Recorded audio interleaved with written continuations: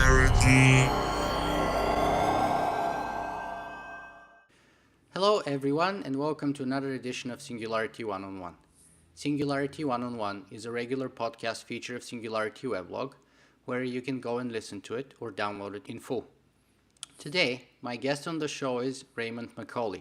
Raymond McCauley is on the faculty of Singularity University, where I met him recently during my summer graduate studies program in NASA Ames, California. Hello Raymond and welcome to Singularity One-on-One. Hi, Nicola. It's good to be here. Thanks for having me. Oh, the pleasure is entirely mine, Raymond. So I'm afraid that I would do a great disservice if I actually introduce you because you do so many things. And therefore, I would ask you to introduce yourself and specifically, what are you engaged in doing right now? I know you're holding a bunch of positions in a bunch of companies, so why don't you tell us about this?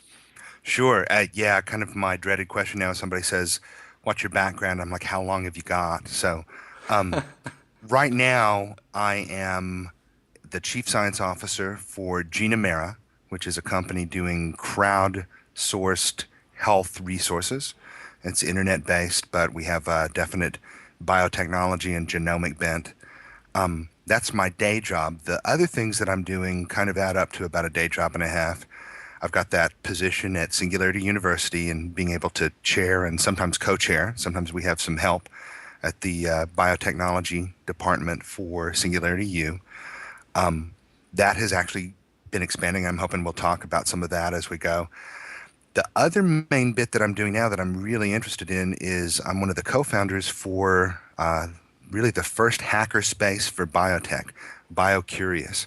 And so that's a community biology laboratory here in Silicon Valley. And it's where a lot of stuff is going on. And I've got a lot of good things to talk about there.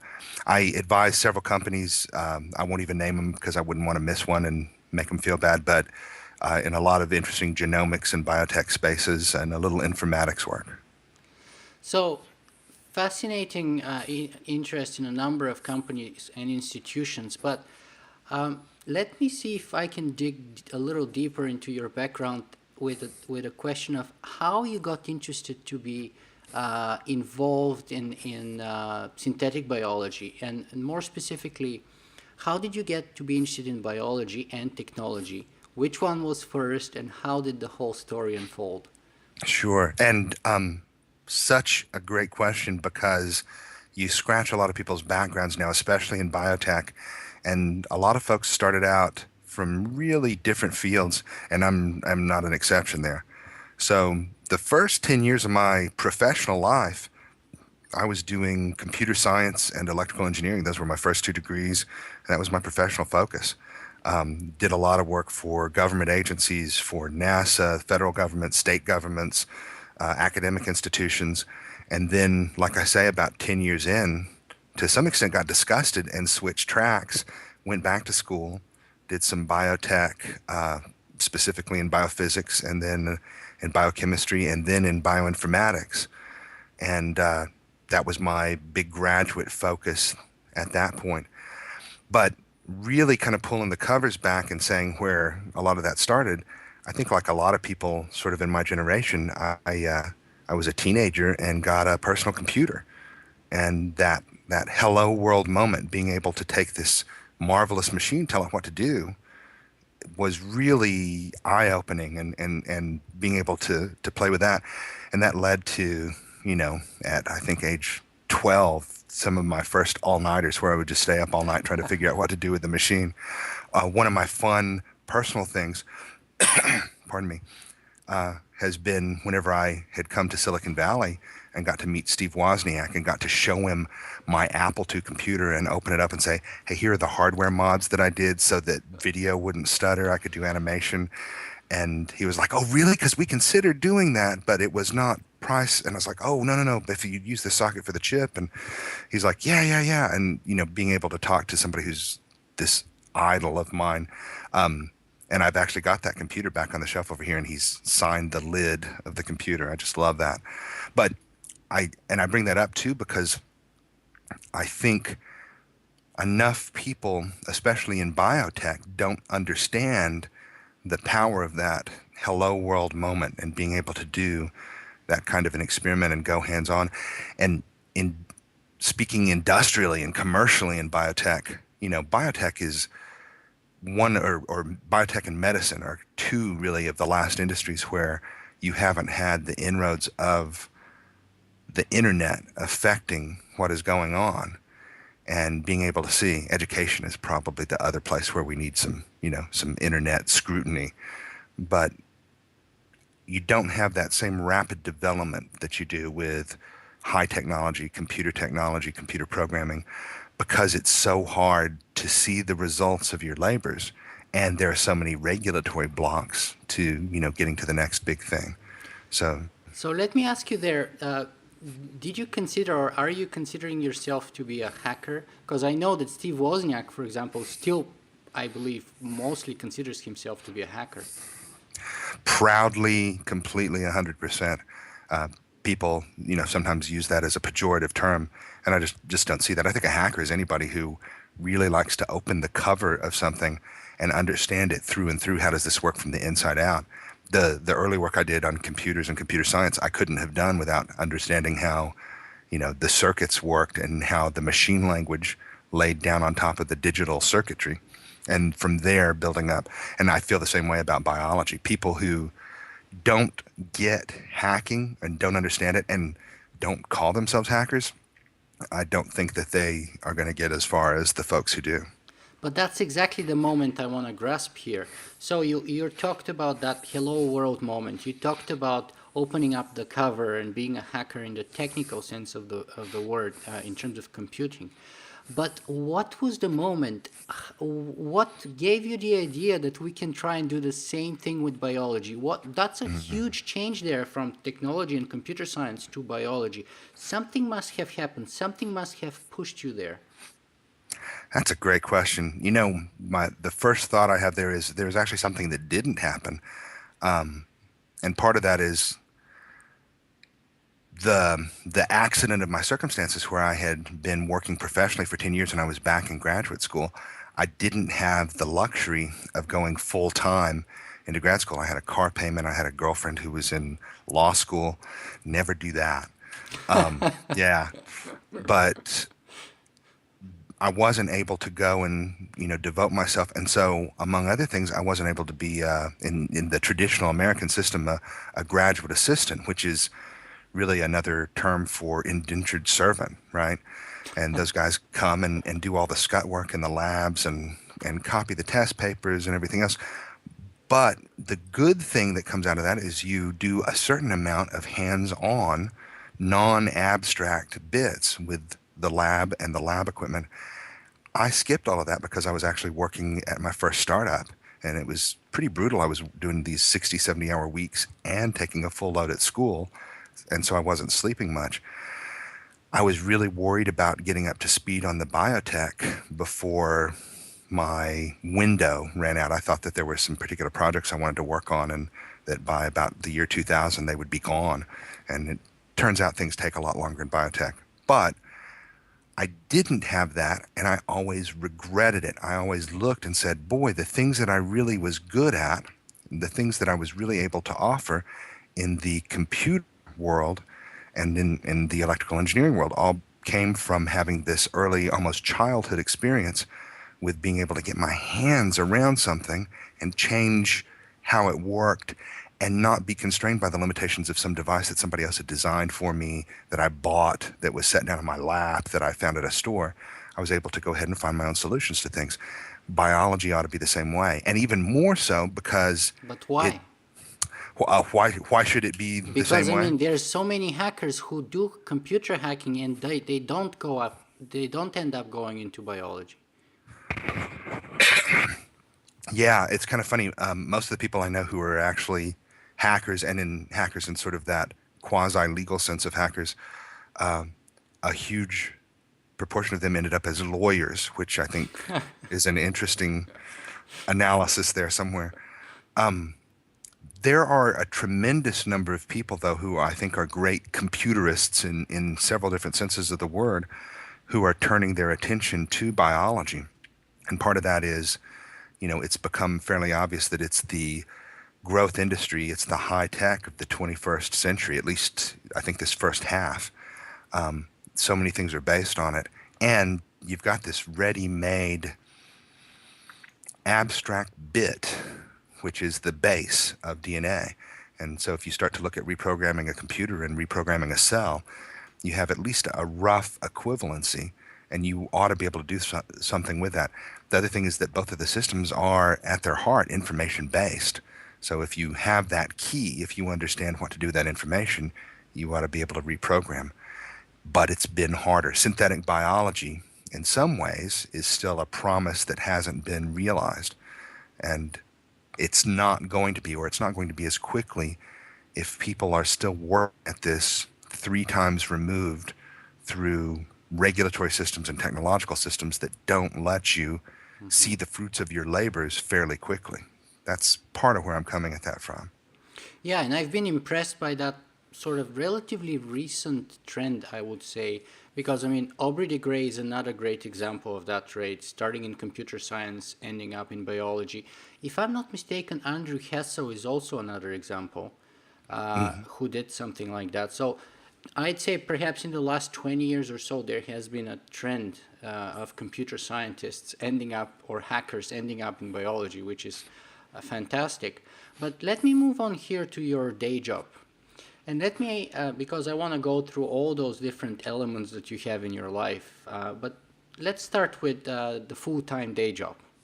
You bet. So what is Genomera and what do you do there? That's been an interesting new bit of my life, and it's something I've been doing now for the last year, almost year and a half. Previous to that, I'd been working the last 10 or 12 years in biotech, and basically different levels and forms of deciphering genetic information. My most recent corporate job had been for Celera and then Illumina, the company that has really, in some sense, popularized or dominated the market for DNA sequencing. And I was one of a team of, dozens who worked on the hardware and the informatics to make that possible. What I really saw there amazed me in that we had gone from whenever I started in about 2007 to 2010, 2011, we had taken the price of DNA sequencing down by a factor of hundreds. And every year we were seeing so much data coming off of our internal research machines, and then the production commercial machines, reflected that very quickly thereafter. We never kept up. Nobody ever, even whenever we were planning to do that well, nobody ever believed we would. Whenever we did, nobody believed that we were really going to do that well. And it was reflected in even things like budgets for hard disks. Whenever you look and you say, hey, this year we're going to do 5 times as much sequencing for the same amount of money, we're going to need 5 times as much, Storage space. Yeah. We're going to go gigabytes to terabytes pretty quick. And no one got that. The other thing is I saw so many people that we worked with in academic labs and in industry would run one run on these sequencers and get this tremendous amount of data and then bog down whenever they were trying to do something with it. So the whole idea to me of how cheap it was to get genomic data, and then really how hard it was to turn the crank on that and turn it into some kind of genomic information. And whether that was information about the mechanism of a disease or some cohort of people who, exhibited some characteristic, or just, me personally, how was I going to use that information to do something in my life? And what did that look like? And would that discovery process scale as faster? Would that forever be the bottleneck? 100 years from now, will we have everybody sequenced and still not know what all the bits mean? Mm-hmm. And so this is a long answer to your question, but I started looking at how could I take some of this information that I was getting about my own genome and make some kind of sense of it. And, knowing that in another 5 years, everybody was going to have this kind of information and have this potential to do something. And what could I do? A lot of that information has been really predicated on disease studies, things that pharmaceutical companies are going to fund. Does this drug work or not? And are these people likely to get this disease or not? Sort of diagnostics. And a lot of that's based on, pardon me, a lot of that is based on if you look out 20 years in the future, me as a 45-year-old guy, what's my risk of getting cancer or some neurological condition or, any of the big killers? Well, what if we could go ahead and look at personally things that matter to me either in the future or today? And those would be things like, can I lose or gain weight by doing a certain exercise regimen, by doing a certain diet plan, by using a certain drug? The drugs that I do take or might take, do those work for me or not? And should I take higher or lower dosages? And so really personal, immediately actionable information and what's really coming to be known now as personal genomics. And so I got really interested in that and ended up, like I have been trying to do more and more, saying instead of thinking about it or planning it, what's the least common denominator prototype we can do? What's the smallest experiment that we'll see if we can answer that question? And ended up having several fortuitous things come together, working on that, working with a collaborator, Melanie Swan, who's a local Silicon Valley person involved in all sorts of great high-tech ventures, meeting Greg Biggers, the guy who had founded Genomera and brought me on as the chief science officer, and attending a series of meetups, and I can't say enough about this, the quantified self movement and the quantified self meetups. And a lot of people who were just looking at how do you measure something about yourself and apply that information. Yeah. And yeah, that's a tremendous thing. It's, everybody solves health problems. Sometimes they do it by gossiping with their relatives about, oh, my elbow hurts. But what if you could go ahead and base the things that you try not on what somebody tells you or what you saw on Oprah or the next thing that you think of, but based on data that you yourself have observed and that you're applying in some kind of quantitative way. It's not just, I think this is good. It's, hey, I tried this. I know it's good, and let me show you. Yeah. So do you have a product or a philosophy behind Genomeera that's like the sort of call to action? Yeah, and I talked a lot about how we got started. Yeah. The big thing, our big philosophies are that you're the best observer of your own health, and that by being quantitative along with qualitative, actually tracking data and things that add up, that you can do something different from just gossiping. But the gossip is a big part of it. You ought to be able to take social, quantitative data, and you ought to be able to pool your data with other people who are looking at the same thing. At the worst, you get an answer to the questions you ask about what works for you. And at the best, if enough people are doing that, you're able to show a statistical significance, some sort of a trend. You may be able to find something unexpected that works for a group of people or a portion of a group of people. And to actually answer your question, which I wasn't trying to dodge, but I'm interested in different parts of this, what our product really is a website where people can get together, can go ahead and discuss things that they're concerned about for health, for genetics, for different things that they're trying. It might be supplements or diet. It might be some rare disease that they're dealing with as a family or a small group, and pool their data, both talk about it, gossip about it is what I always say, but there's a social networking component, but also have good, hopefully rigorous scientific observation and have that all together. And we call these crowdsourced clinical trials. It's really the same thing that pharmaceutical companies, that academic scientists do whenever they look at a treatment, but we're trying to open that up so that you don't have to have a PhD to do a study. You don't have to worry about some of the things that some of these guys do. Is it fair to say that you're open sourcing the process? Oh, very, very much so. And very much doing, stealing some ideas from both computer science and computer industry, trying to patternize the process. Whenever you look at 5 different rare disease groups that are collecting data and saying, what are we going to do? I've got a 5-year-old child who's literally dying of a disease. Yeah. Anything I can do to cure it, make it better, just make us feel better as we go through this process. And what can I do to pass on to the next family that has this?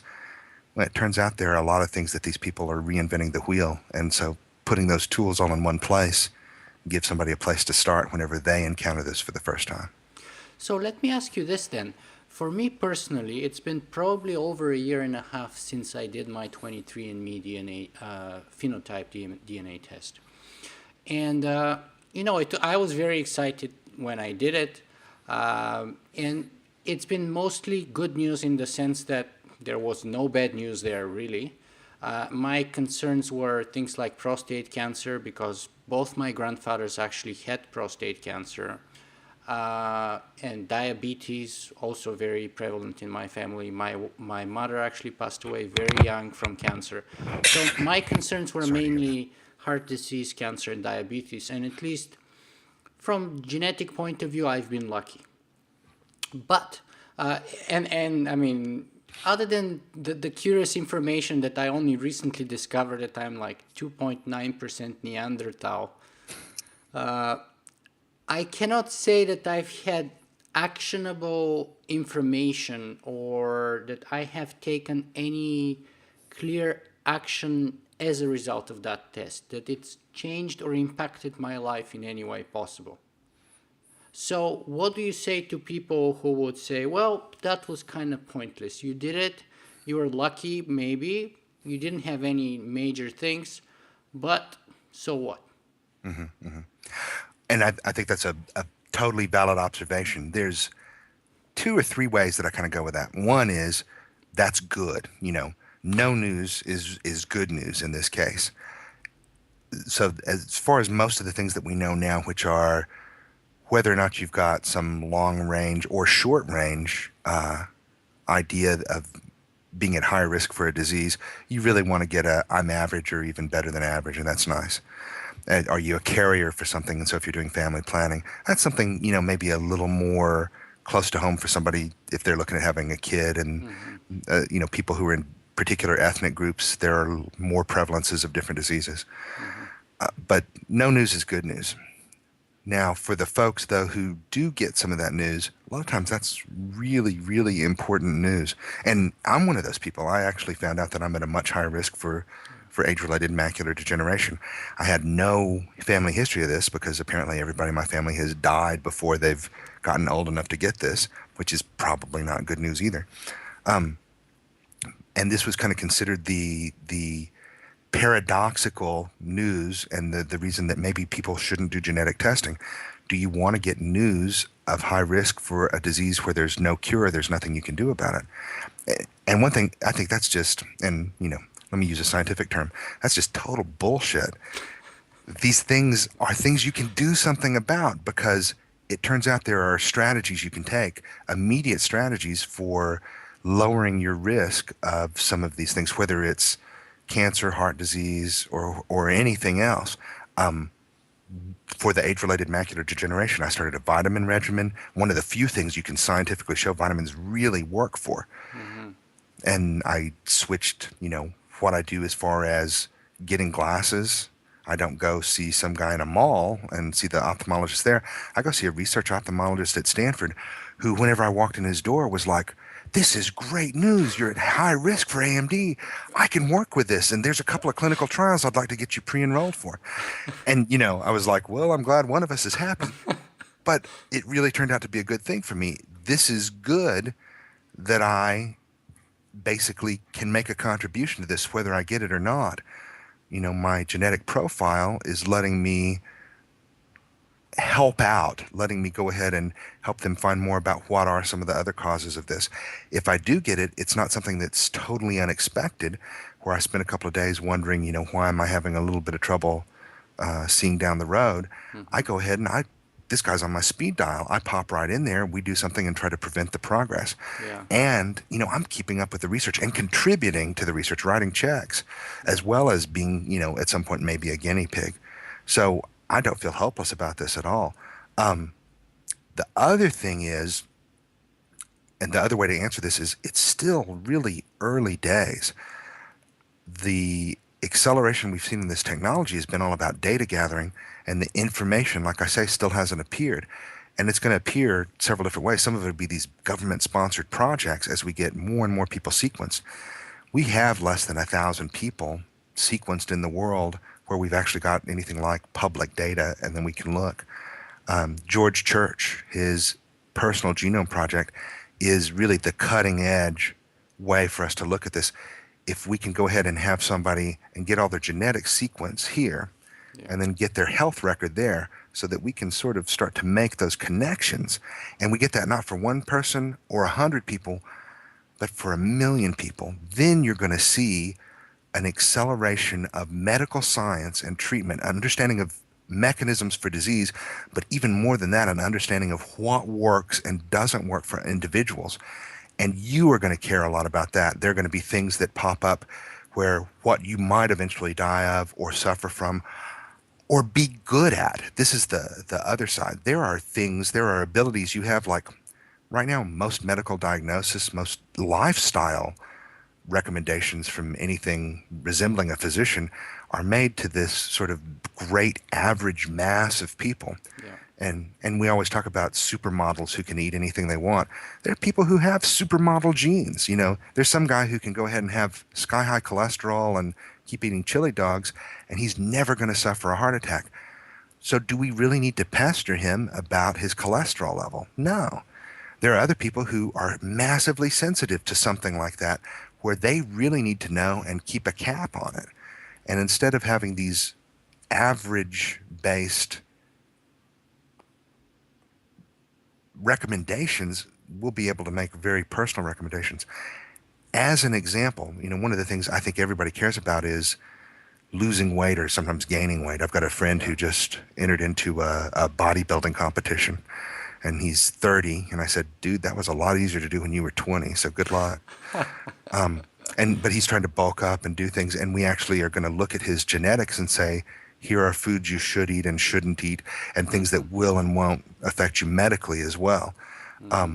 There are 11 genes I can look at and tell you, would you be better suited if you were going to lose weight to eat a low-fat or a low-carb diet? There's one gene I can look at if, you know, more and more people, oh yeah. And people don't realize this, and this doesn't pop up on 23andMe yet. So you can tell whether I would be appropriate for the paleo diet or not? Yeah, yeah.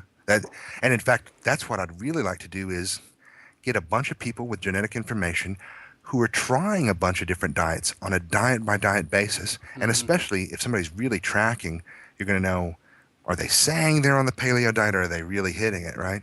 Yeah. Using that information and saying, people with these gene complexes, this really works. And then using that predictively, you're a person now with this gene complex, you ought to try this first. And in fact, these people report these things help or hurt or whatever, but get a real personalized recommendation along with maybe a supplement regimen, an exercise regimen. Absolutely. It will be very useful for me now because I have done the test and I'm actually considering the paleo diet as it is. So if I have the information of whether I will be a good candidate for it or not in advance, that would definitely sway my decision one way or another. I have been wanting for like the last 6 months to take this information that's just in a group of research papers and in effect automate it so that anybody who's got 23andMe data or similar data could pop this into a spreadsheet at first, but a website and say, you know, here's where we think the needle is. You ought to be here. You ought to be here on your diet stuff. And one more thing I'll mention there, and I'll stop talking about weight stuff. A lot of people are getting this weight loss surgery, bariatric surgery. Yeah. It turns out there's a single gene, a single SNP in a single gene that is very predictive of the 10% or so where that surgery fails, and by which I mean people get the weight loss surgery and they still gain weight, or at least they don't lose weight. Wow. Yeah, and what it is they've got to Would be basically totally amazing for them to know. yeah, before they do it. And Absolutely. you know, are doctors who are offering this surgery going to do it? Probably not. They ought to, but it's basically a compulsive eating gene. It's something that is all about appetite and not being able to control appetite, even in the face of these physiological signals. And those people, then that doesn't mean it's hopeless. There are appetite suppressants that they ought to try before they get cut open. So making these kind of things, finding more connections like this and making them available. The interesting thing is right now, this information, genetic information, is still fairly expensive. It still costs a little under $1,000 really to run a full genetic sequence, and considerably under that to run a genetic scan like you get at 23andMe. It's going to get cheaper and cheaper and cheaper And the worth of it is going to go up even faster than that. It's going to go up by probably, if I were putting a number on it, 10x a year. There's going to be more and more good prescriptive, predictive information that matters to you now. And, how would you like to use that information to decide what am I good at, or how can I have a good day? What are the things that help me with my sleep or my attention span, or bringing, my best game to the job? And Yeah. I think we're going to see more of that. But speaking of that sort of cost decrease, which, by the way, beats Moore's law by a factor of several fold, there was an article just, I think, a few days ago in the New York Times. So I want to ask you if that's one example of that case. It was about Oxford Nanopore tiny USB DNA sequencer, which was going to cost considerably under $1,000, as far as I understand, and was promising really revolutionary stuff. Mm-hmm. And there were some people who say, "Oh, that's kind of, it's not verified, it's unlikely based on what we can see. It's not probably realistic." Other people said, "Well, it's." What do you think of that anyway? I'm actually, to the extent, that I'm an agnostic scientist who, is very much in a show me state. I am a true believer that the cost basis for all of these things is dropping. Mm-hmm. And to be really, whenever we talk about this, and this is a great form to talk because you can really say what you mean and not get sound-bited to death. Yeah. The marginal cost for DNA sequencing for a full human genome is now below $1,000. And most people won't admit that, but that's definitely true. Mm-hmm. That marginal cost by next year is going to be around $200. That marginal cost by, I think, 2014 is going to be around $50. And I'm positive, in fact, I'll actually take a bet that by 2020, we're going to see a marginal cost of less than a penny a human genome. So A penny. a penny. And the thing that I tell people is that you're going to be able to flush a toilet and sequence a human genome, and it's cheaper to sequence the human genome than it is to flush the toilet. Wow. Also, probably every time you flush a toilet, it's going to sequence everything that's in there because that's actually a nice medical marker of what your microbiome is intestinally. Yeah. The thing, though, that I have learned to be very wary of as a technologist who has worked in this commercial space Mm-hmm. is beware of pre-announcements of products. And especially this time of year, so every February, the premier conference for genome sequencers is the AGBT conference held in Marco Island, Florida. And what had originally been a fairly obscure academic conference that just a couple hundred people cared about has become the sort of the Hollywood premiere party for the sequencing world. And all these companies now go and actually spend, huge marketing dollars to announce and pre-announce products and one-up each other so that they can improve their market margins and different pieces. So are you saying it's probably hyped? Well, anything that comes out of there is going to be hyped. Wait 6 months and see if these guys back this up with real data. Mm-hmm. And I remember, and just as an example, and I love all these companies. I think all the people who are working in them are their minds and hearts are in the right place. They're trying to make good advancements. Mm-hmm. In particularly Hagen Bailey and Oxford Nanopore. Hagen and I had both been at Texas A&M together. I was interested because he had this great biological take on really nanotechnology, Mm-hmm. and that nanopore technology is a fantastic thing. And I think it is the next generation sequencing bit. Mm-hmm. But wait and see and look for proof and look for verifiable proof Mm-hmm. instead of a marketing mock-up of here's your sequencer on a USB stick. I think that is more of a, isn't that a neat idea, and people will talk about it. Now, that said, we had somebody show up at the BioCurious lab a couple of weeks ago who showed me a prototype for a handheld DNA sequencer. And, there were some things they would and wouldn't talk about. There were some things I was like, okay, you're trying to hype me on this. But there were other things I was like, okay, those are good numbers. And, that's that's a good target. Whether you've actually achieved it or not, I'd like to see your lab results. Mm-hmm.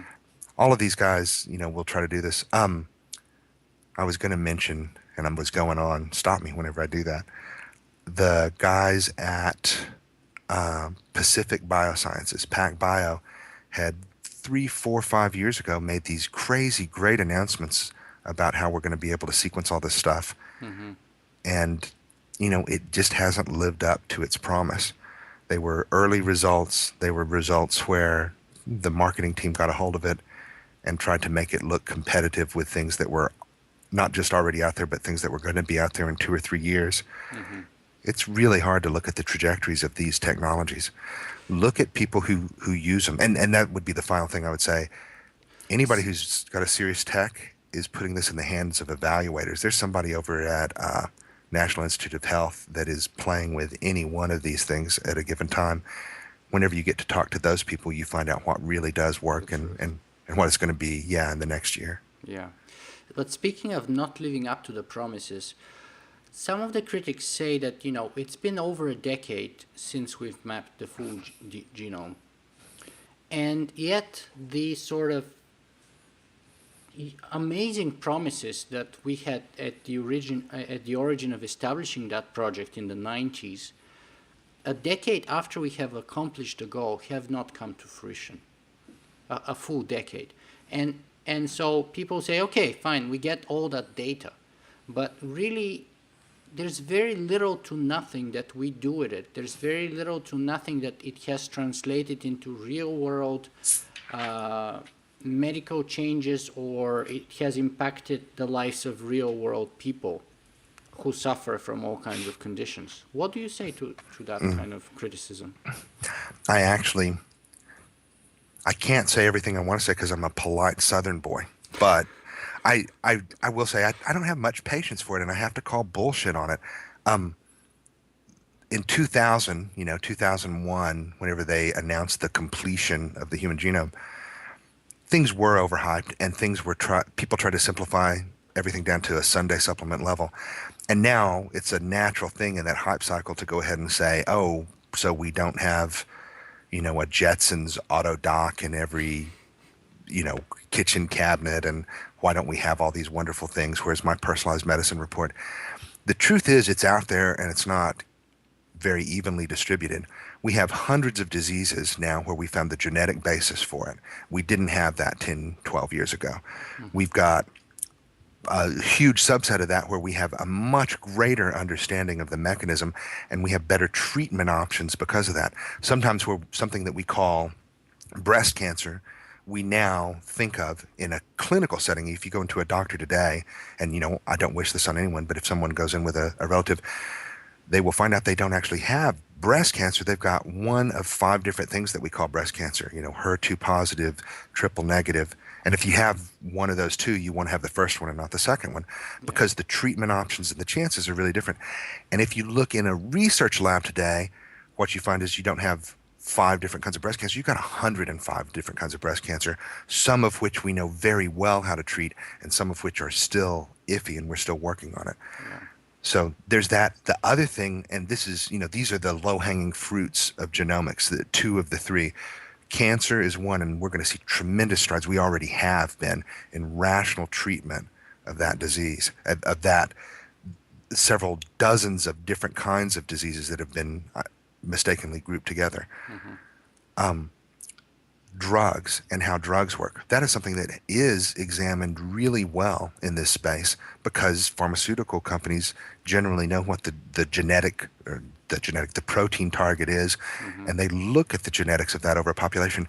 And because of that, people who don't have those drugs work for them personally, you can find that out. Some of that's now part of the medical procedure to test people genetically before you prescribe a drug, or to help you set the dosages, and some are to actually knock people out of getting the drug when it would be harmful or just not useful. Mm-hmm. One of the most interesting companies in that whole field, somebody who's been beavering away at this for 10 years and has had a very singularitarian approach to this, Randy Scott at Genomic Health, and he's somebody we've had now come talk a couple of times at Singularity University, and he's a hero of mine. He's a personal idol of mine because he, against great opposition, said we ought to be able to take this information and make it work. We ought to do something that affects people today, and then did it, and did the science right, and did work through the healthcare system the right way, and worked through the marketing the right way, and just got everything right. And as of about the last year and a half, that company is worth a huge amount of money, and they are starting other companies with that money. But they're a 10-year-old overnight success story. And I think that it's a really good example of what medicine and diagnostics is going to look like in the future, in the near future. So yeah, fantastic. That's the other thing too, is just like you need to be careful listening to these claims of what machines are doing what, or, oh, in 2 years we're going to show you this data. I think whenever you listen to some scientists talk about how this doesn't really work, we can't really show it. Sometimes they're being scientists. They're just poking at it and questioning it. If you look at how people are really using this, you will see great strides. The final thing, in fact, I would recommend anybody who doesn't know about this case, the case at the University of Milwaukee Medical Center, where they used sequencing to save a 4-year-old boy from an autoimmune disease that really turned out to be a cancer. And they not only were they able to do it through really heroic, almost superhuman efforts, and it was the very last thing that you try before you say we just don't know what to do for this kid anymore and do palliative treatment. They were able to isolate the cause and correct it, and this is unfortunately even more astounding. They were able to get insurance coverage for this. So sequencing is something that doctors are going to use if health insurance companies say we ought to pay for that. So it's a big deal, and people who say that it's not and it hasn't lived up, they haven't been keeping up with the news. Well, Raymond, our time is advancing here, so I'd like to move on to a few other topics that I'd like to touch upon. So first of all, let me just ask you briefly to describe what is the point of the biotechnology and bioinformatics stream or part of Singularity University? To me, the great good that program does is it exposes people, and right now small groups of people, but we've been able to kind of get our message out to bigger and bigger audiences, to what is happening in the field today, that instead of getting it filtered through CNN or Forbes or some report, talk to people who are actually working in the field and realize the import of what's going on with these things. And as a great example, I've got the easiest job out of all the tracks at Singularity University, because if you look at how exponentially DNA sequencing is advancing and what people are doing with that, I can point to a track record and say, 3 years ago, people thought I was crazy for saying that the price of this would be here, and it's lower than what I said. So that's pretty simple. And I think you can now show great utility in what's being done with that data and predict even greater utility in the near future. The other part is when we start looking at things like not just reading the data, but if we know enough and then we're able to make small, dare I say, homeopathic changes in DNA where you just twiddle a bit here and there, then you are able to do great good. Where to do genetic engineering, somatic or, again, germline, and the ethical questions there are huge. But not even necessarily in human beings, but in plants, in animals, in bacteria, so that you can make things more disease resistant or harness, just as we've domesticated animals to do work for 10,000 years, to be able to domesticate bacteria to do the work that we need to do now, which is turn out materials in an environmentally sensitive, scalable way. And whether those materials are drugs or biofuels or the plastics that we use to build things. And what a world looks like whenever you start to see these leaps being implemented. Yeah, Singularity U does a great job exposing people to some of these what ifs and getting them thinking along these exponential lines. Yeah, I can vouch for that myself from my own experience, which I enjoyed immensely. Good. But let me move to the next topic in the following way here. There is a very interesting trend of that sort of science which used to belong only in academia, only in the lab, and is now moving into people's garages. So just like in the 70s and the 80s, people were starting up, computer companies left, right, and center. Now it seems that there is this sort of a do-it-yourself biology trend going on. Mhm. So perhaps we should start by, first of all, positing for people who are unfamiliar with the term, what does it mean when we say do-it-yourself biology? It's kind of funny. It's a portmanteau term where I think things have kind of accumulated. But what you have are this collision of a couple of cultures. You've got professional scientists, biotechnologists who've been doing their own thing in an ivory tower or in, well-funded government or commercial labs. And they have had greater and greater success at getting greater capabilities for less money. What that has done is, one, fuel a, a larger audience who is capable of doing that work. Two, more people are really aware of this, partly because of some of the advances with DNA and DNA sequencing and, the diseases that people don't die of anymore or not as much, and the things that we're able to do for people. The fact that healthcare costs so much and doesn't seem to be shrinking. But to me, the most interesting part is really, and if I can mix the metaphors, the DNA that we're getting from the computer industry, where you have seen over the last 30 years this massive application of exponential technology, something that, because the cost of putting two transistors in a space, and an ever shrinking space, is shrinking itself, that you're able to make more and more advances, and how that has really driven things. And anytime digital technology touches another technology, it's the blob. It sucks it up. It melts technologies together, which is why, I don't carry a cell phone. I carry, of course, a cell phone calendar camera with my email and a metal detector and a humidity sensor on it. And depending on what I decide to plug into it, it's about 15 other things. So you melt these things together and you get greater and greater capability.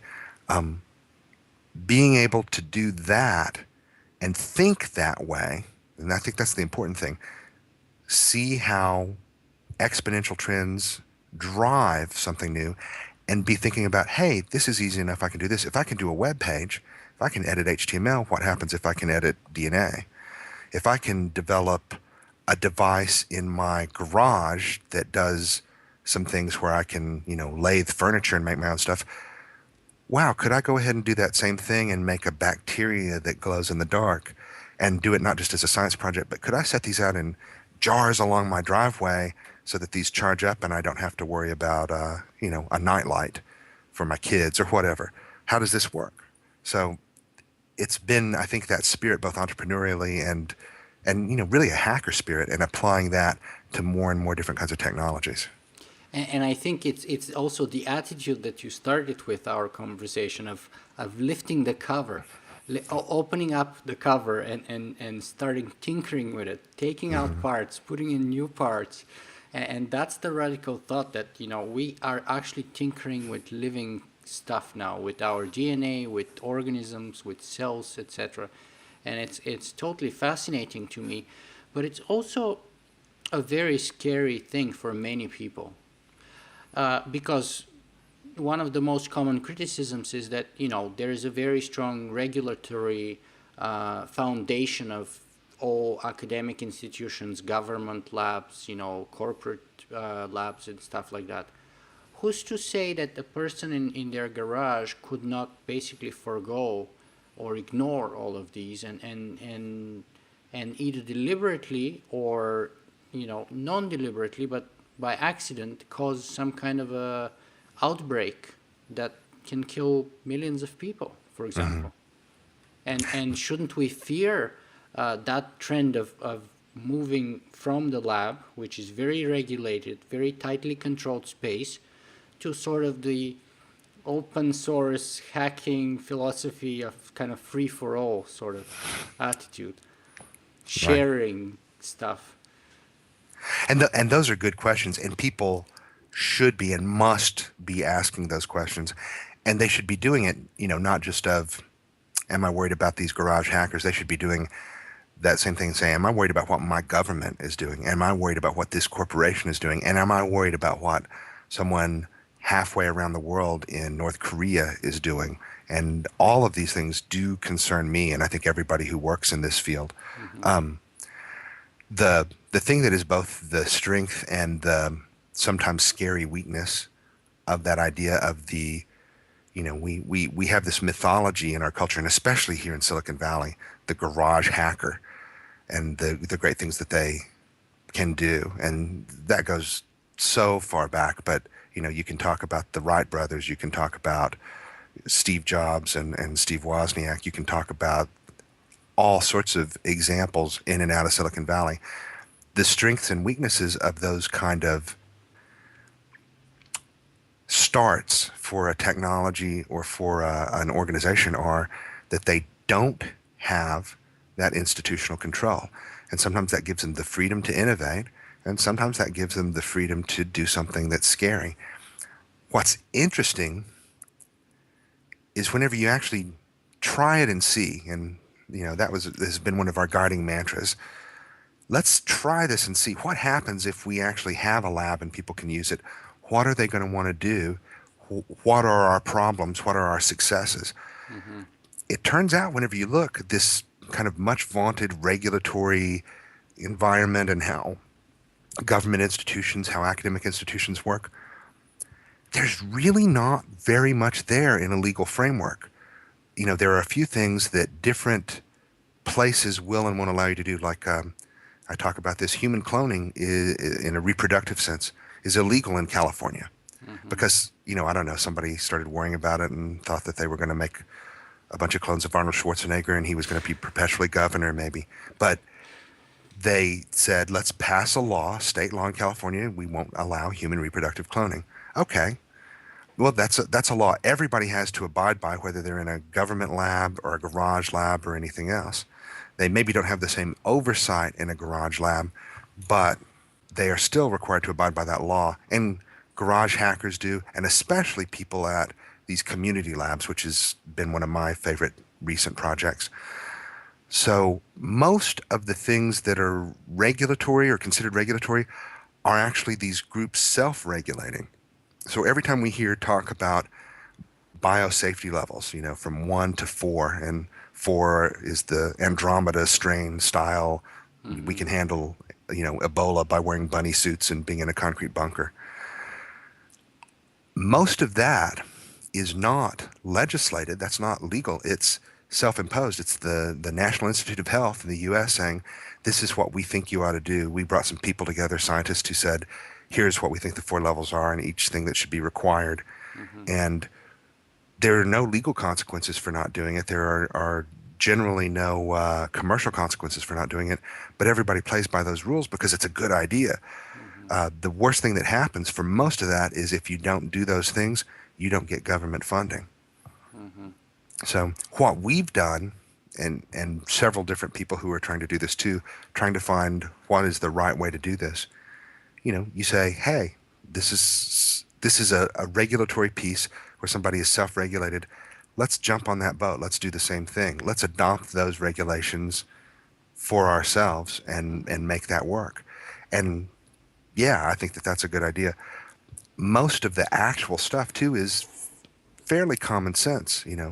If you spill something, clean it up. If you throw something away, don't just throw it out in a dumpster. Make sure it's sterilized. So let me ask you, is there something that, do you have like the worst case scenario, a greatest fear, something that keeps you up at night? I used to try to come up with what is the worst case thing, kind of what is the Andromeda strain, what is the I cough and you get Ebola thing. The real worst case thing that worries me is that some bad, evil institution or individual does something like that, And I think that that comes from a failed state or a black government lab where there's no oversight of what's going on, or somebody who's working alone in their mom's basement and they are crazy, right? Although I think they have the highest bit to overcome. Mm-hmm. And what I worry about is that happens, and the pieces where individuals who are trying to innovate, as small companies, as nonprofit or NGOs, or the hackers haven't had time to learn what they need to learn to counter it. Because I think bad things will happen with any technology, unintended consequences, unintended uses. What happens though is you have, just like in computer terms, there are the people who write viruses and there are the people who write the virus vaccine software. Mm-hmm. There are people who write the guard pieces. And I think that we've got to have people who understand this from the bottom up, who've been exposed to hello world technology and have a good intuitive understanding and an ability to innovate, or we won't be able to counter the inevitable bad stuff that may happen. So we should find or get somebody to create a bio firewall. Yeah. I mean, in a little science fictional terms, I think that that's exactly what happens, and that guards against diseases both natural and not so natural. Mm-hmm. And that'll be fantastic. So let me flip the coin on the other side then. What's the most inspirational thing for you in the field? I would have such trouble picking just one thing.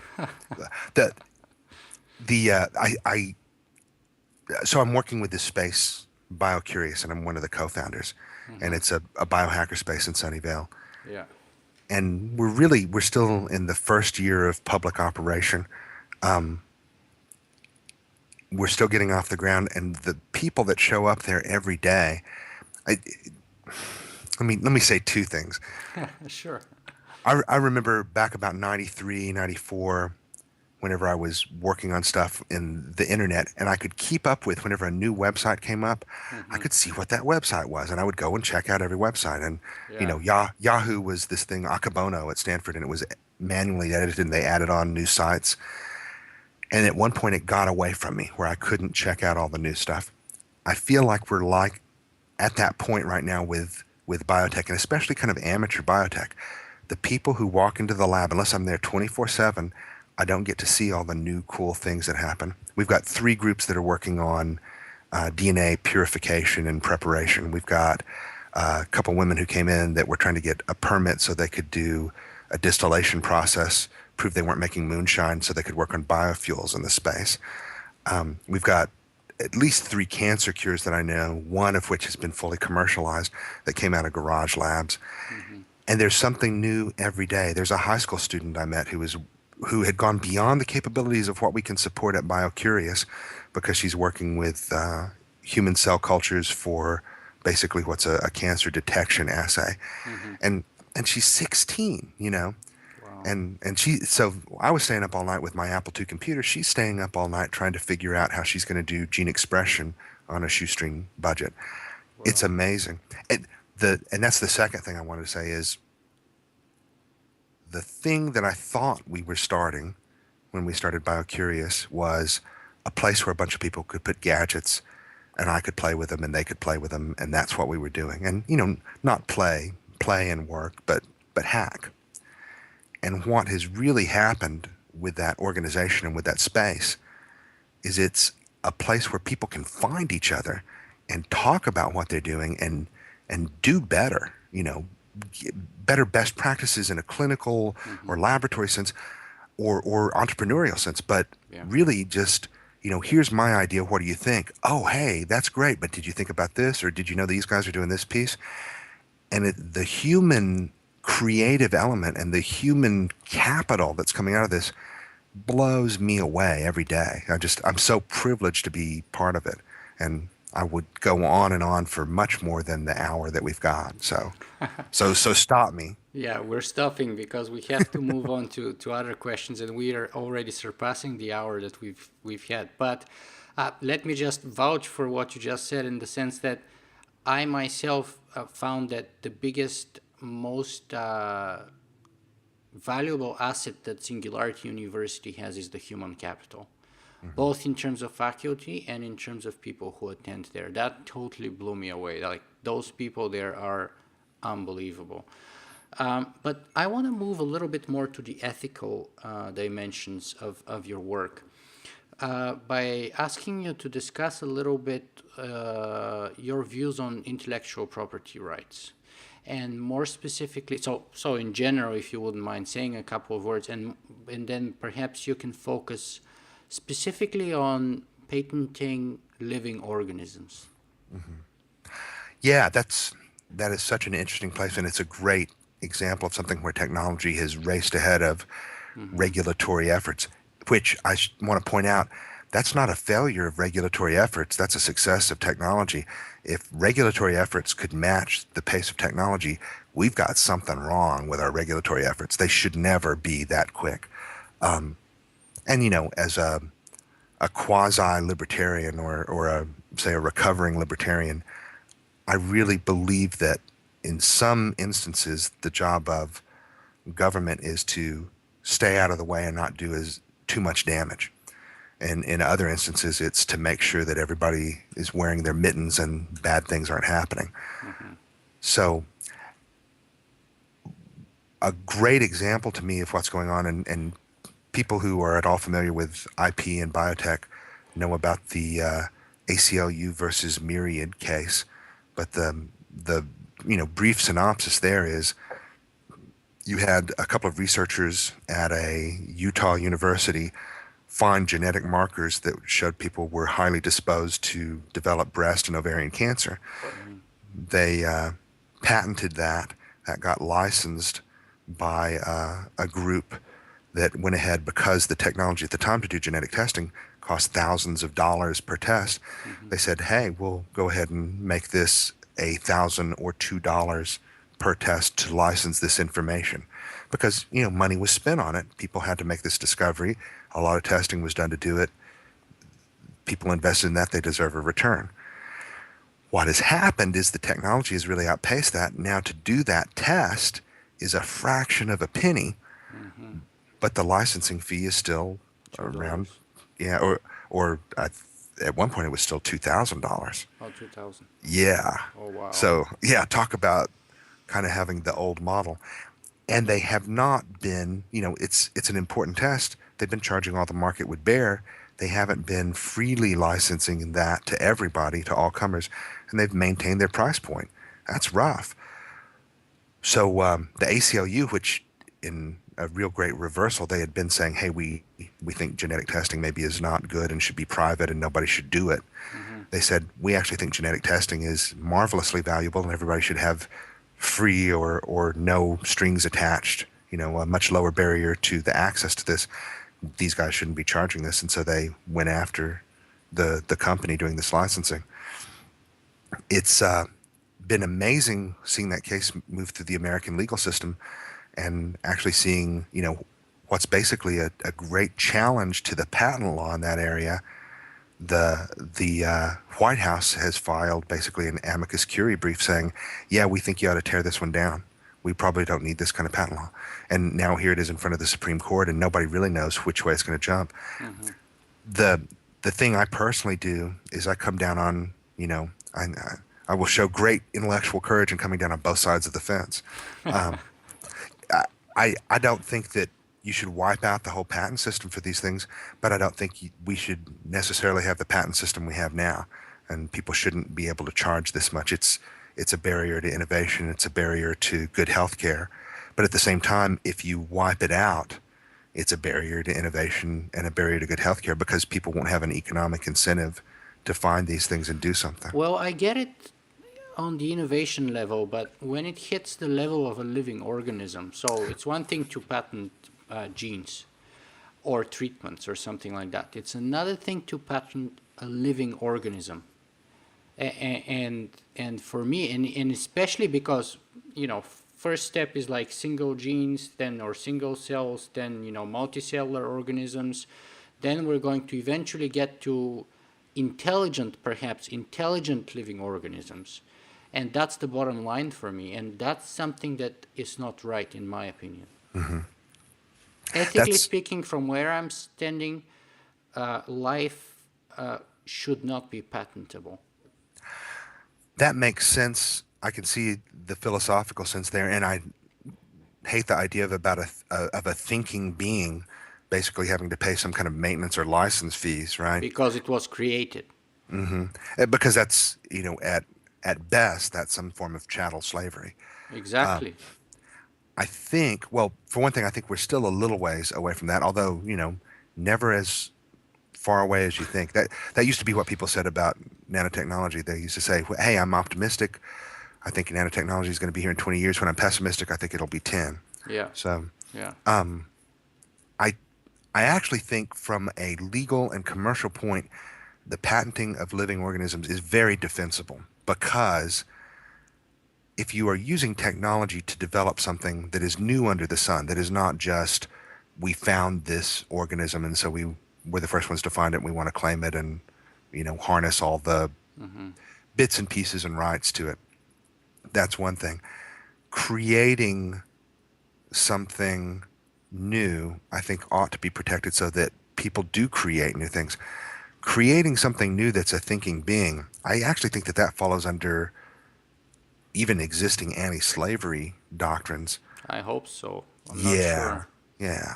And I think the way chimeric genetic technology is working, I don't think we're going to have an understanding of what constitutes a conscious artificial intelligence or machine intelligence. I think we're going to end up fairly quickly, if we allow it to happen, if we ethically take that step, chimeric organisms that are human and something else, and what class of protection should they enjoy? And there's some people who would say they shouldn't exist at all, other people who would say they should, but in the service of money or research or something else, and other people who are like, hey, this is our chance to create our cousins and not be alone in the universe. So And there's a whole other line of attack on that, by the way, which is the religious side of things, right? So let me ask you, first of all, do you have any religious associations? only historical ones, in the sense that, and, and I'm glad you asked this question. This is an interesting question, and I think too many people shy away from this. I grew up in a Texas town as a Southern Baptist, and actually very early, like before I was a teenager, decided I couldn't intellectually reconcile the questions that I had with the doctrines that I was understanding and hearing, but went through a period where I looked around and tried different Protestant religions, including an Episcopal church kind of switch, which was really something, your family does maybe more as a cultural piece than a religious piece. I'm a confirmed Catholic, or was historically, but now I have to describe myself as an agnostic. As a scientist, I say there are a lot of these questions that are, given my current tools, unsettlable, but they're important questions, and I can't describe myself as an atheist. Although my pragmatic day-to-day activity is kind of an atheistic worldview, intellectually I cannot subscribe to that as a worldview. Something else to kind of take off on that. This has been really important to me as a human being and as a father, because my very favorite genetic experiment are my now 5-year-old twin boys.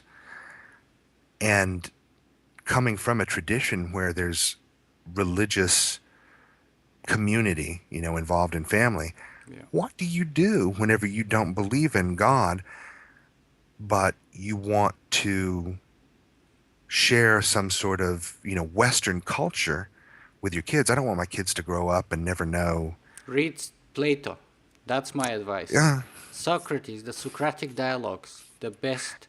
I mean, Arthur Schopenhauer said that Christianity is Platonism for the masses. A lot of the ideas from the ancient Greeks, especially from Plato and so on, even some of Aristotle, filter down into Christianity. So that's my answer as a philosopher. I love that answer. And I'll just mention fairly briefly that we're trying to in some ways recreate sort of a cultural history we're going back to ancient Greek myths and taking those as great stories and trying to inculcate our children with those. And then we're going on to, and Christians hate to have their belief system referred to as a mythology, but that's what I'm going to do. Mm-hmm. Going through the Christian mythos and again telling the great stories, but where they won't necessarily take it as rote and scripture, mm-hmm. But as great stories.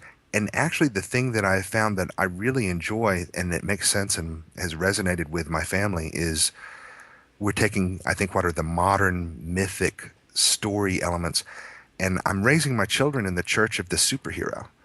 We are going through and, kind of like a Protestant Catholic, we're DC, not Marvel, but we read a lot about Superman and Batman, and we tell stories about what it means to be a superhero and try to do the best that you can. And that's been really interesting. Whenever I tell this to my traditionally religious friends, they recoil in horror. But I think there's a lot to be gained there, and check with me in a few years. We'll see how that works out. Absolutely, I would do so. But I'm afraid that today we're running very close to our last 3 or 4 minutes. So I would like to quickly ask you the last couple of questions. So the easy one is always, where can people who are interested in what you do and who you are and want to follow you find more information about you? I'm not too hard to find, and in fact, I love anybody who wants to contact me. I'm Raymond at raymondmccauley.net. Email is a great way to get a hold of me. Mm-hmm. Look for my day job at genomera.com, but biocurious.org is the best website and place to find things on citizen biology. Mm-hmm. And the things that are going on at singularityu.org, I think that's another good resource. I'm still a little bit of a curmudgeon. I do at Raymond McCauley for Twitter, but whenever I post, it's very infrequent. I try to make it a high signal, although low frequency post. Mm-hmm. Well, that's good. I'm one of your followers there, by the way. Thank you. No problem. And the last question is perhaps the most important of the whole interview, and that is, do you have a single message, the most important point that you would like our viewers and listeners to take away from this interview with you today? Sure. For a while, I'd been telling people to be their own scientist, and I think that's important. And I think anybody who asks a question and looks for an answer is doing real scientific work. But the thing that I've really taken as an epiphany the last several years, and has permeated my personal and intellectual and work life, is try it and see. Prototype first, and don't think about something. Don't churn around plans for 2 years. Find the simplest thing that you can try and prove to yourself that it works.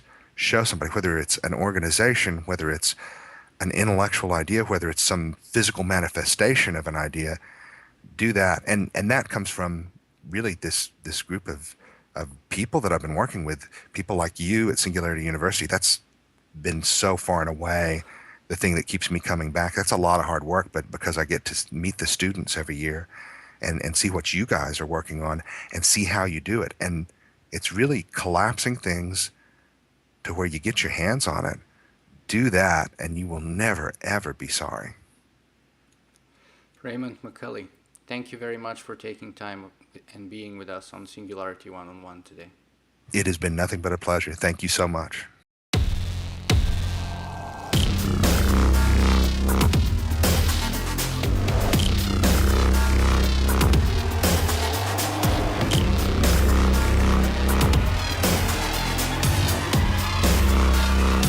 Singularity.